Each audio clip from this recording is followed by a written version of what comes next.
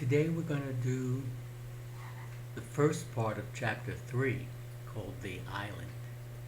So he went over the ocean, caught in a storm, swam to an island. The island. There was a fan of light spreading in the east. Mafatu stirred and opened his eyes. For a moment he lay there motionless in the cool mosses, forgetful of the events which had cast him up on this strange shore. Then it all came crowding back upon him, and he scarcely dared to believe that there was earth, solid earth beneath him, that once more Moana, the sea god, had been cheated. He struggled to sit upright, then fell back upon one elbow. Uri lay close at hand, holding a robber crab in his forepaws, cracking the tough shell and extracting the meat with gusto. There was Kiwi, too, with his beak tucked back under his wing in sleep. Kiwi, who had led his friends to this island.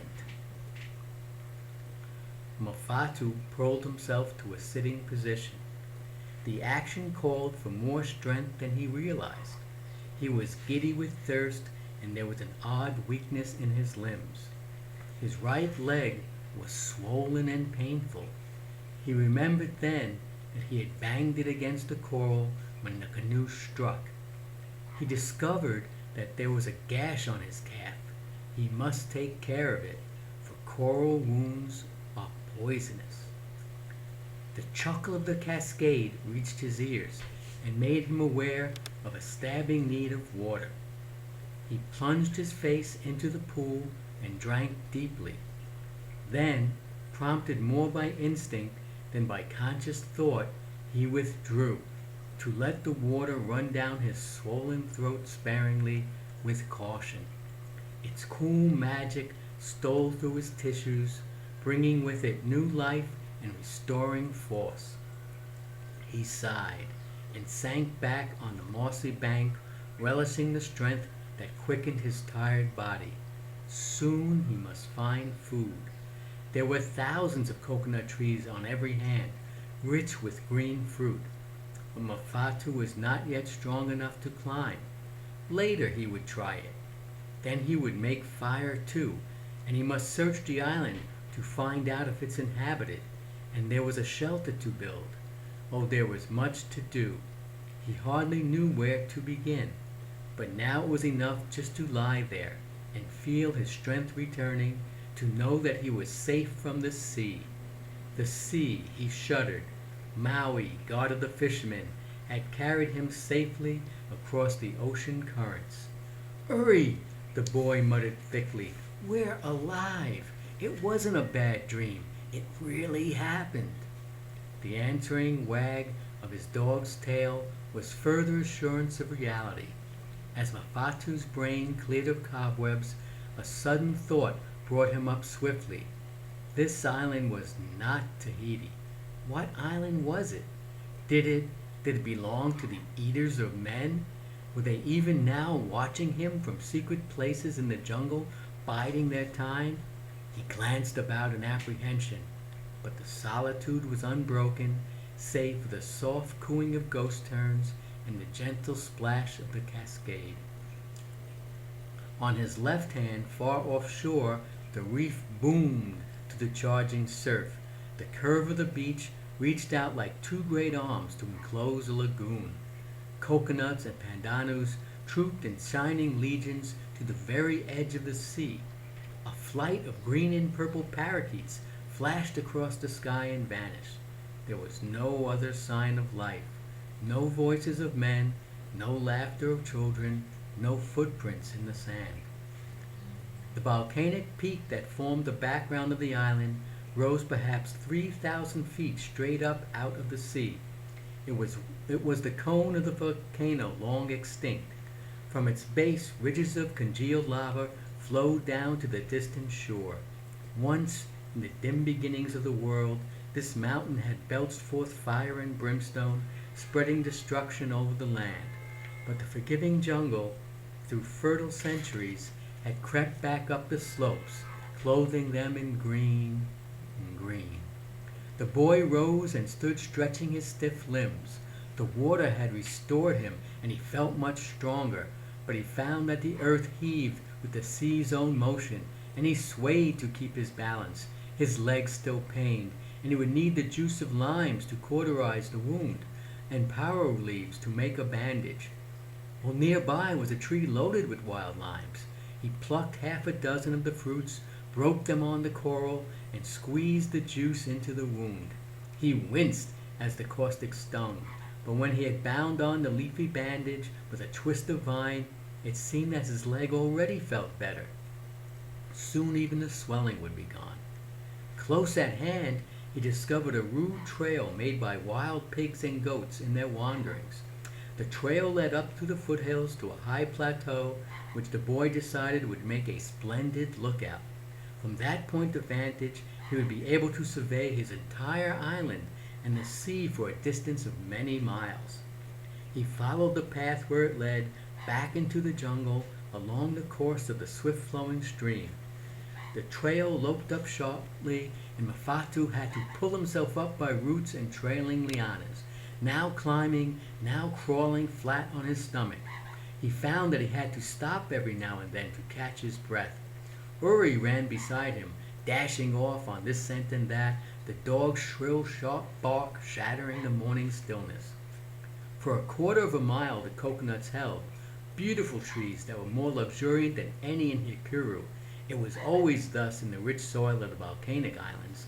Then came a belt of breadfruit and wild bananas, of oranges and guavas and mangoes. The roots of the mape trees, the island chestnut, twisted over the ground in strange, tormented shapes. Vines trailed like aerial ropes from the high branches where orchids bloomed, while little parakeets fled on swift wings and vanished in the green gloom. Mafatu had never seen woods like these before, for Hikuru, his home, was open and windswept. These endless legions of trees seemed to close in upon him, imprison him with their reaching arms, with heady odors, with eerie light and shadow. Ferns here grew higher than a tall man's head. The roof of leaves was powdered with starry blossoms. By the time Mafatu reached the plateau, he was exhausted and his leg throbbed with pain. He lay down full length upon the volcanic rock and watched wild goats leaping from peak to peak high above his head and heard their shrill bleating in the clear ear. When he caught his breath, he sat up again and looked about. The plateau appeared to divide the island into halves. From his vantage point, the boy could see its whole circumference. He was hoping desperately for some sign of human habitation, yet fearing it too, for who knew whether the humans would be friends or enemies? He almost hoped that the island was uninhabited, but if it were, he shivered as he realized his isolation. Even at sea in his small canoe, he had not felt so utterly alone as he did here on this strange high island. Everything about it was alien and forbidding. He stood there, looking off to the southwest, and all at once his heart gave a jump, and he strained forward. A cone shape, vague as a cloud upon the horizon, showed him the existence of another island. It must have been 50 miles away. As the boy watched eagerly, scarcely daring to believe the testimony of his eyes, he saw what might have been a column of smoke lifting high into the air from the peak of the cone. He had heard Grandfather Rao tell of the smoking islands, the home of the savage tribes. They were the dark islands of the eaters of men. Was that distant island one such? Perhaps this island, where he stood, belonged to them. It was a terrible thought. As he stood there surveying his world, the wind that swept up from the wide Pacific beat hard against him, whistling in his ears. Almost he had to lean against it to keep his balance. It was a southwest wind that blew straight from the smoking island, whipping the sea to anger. Inside the barrier reef the water deepened and shoaled in changing hues. Up here the whole world seemed consumed with light and color. Far off a mist of gulls drifted above the breaking surf, their hoarse cries as unceasing as the hum within a shell. Towering above Mafatu's head, the basalt cone of the island looked as soft and hue as amethyst, broken and worn by 1,000 years of wind and storm.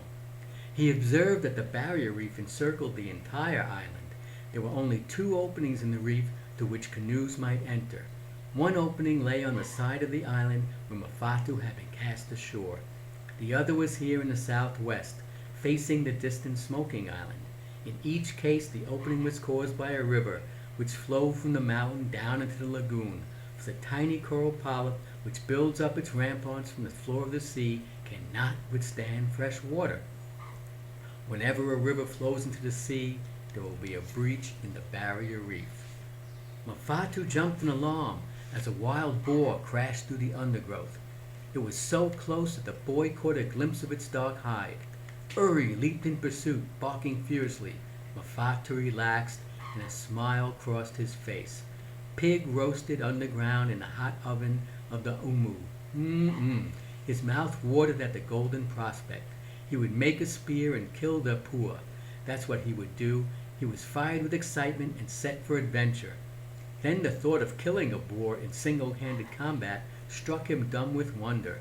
Why, he would never have dreamed of such a thing in Hikiru, because he was Mafatu, the boy who was afraid. He set his jaw with fierce resolution. He had never known a man who had killed a wild pig, but Grandfather Raoul, who had traveled to distant Tahiti, had told him how the warriors of that island killed pigs in the mountains with a knife for a weapon, bracing themselves so the animal impaled itself upon the blade. It needed a strong arm and a stouter heart. Could he, Mafatu, ever accomplish such a feat? Grandfather brought back with him a necklace made from the curling tusk of the boar, and Mafatu could remember to this day how the dark blue scrolls of tattooing on the old man's copper flesh set off the handsome ivory teeth. That necklace was the envy of every man in Hikuru, and its possession earned Grandfather much respect. I will make such a necklace for myself from the tusk, the boy promised bravely, and when I return to Hikuru, men will look up to me and say, "There goes Mafatu. He killed a wild boar," and Tabano Nui, my father, will be filled with pride. The prospect of returning home set another train of thought in motion. I must find a tree, a tamao for my canoe, the boy said aloud. I will burn it out, then make an adze of basil to finish it. I'll plait a sail of padonas, and oh, it will be a wonderful canoe. At that moment, his eye fell upon a mango tree, loaded with juicy fruit, and he plucked the fruit and sank his teeth into the pulp. For a few seconds while he ate his fill and the juices ran over his chin, he forgot all about his canoe, forgot that he needed shelter, food, fire, and weapons. Then, his hunger satisfied, his mind ran ahead again to the happy day when he would set sail for Hikuru, with all his demons put to rout and a bright flame of courage burning in his heart. Never again would he be called Mafatu, the boy who was afraid. He stood there, taut with purpose, high above the steaming sea. "Maui, God of the fishermen, hear me," he pleaded. "I shall return home one day. I swear it. My father, Tabana Nui, will be filled with pride at my homecoming. It is a vow that I take now. O Maui, I have spoken." The wind from the sea swept up around him, its voice warm and soft and reassuring in his ear. Maui, God of the fishermen, had heard and answered. And we will continue next time.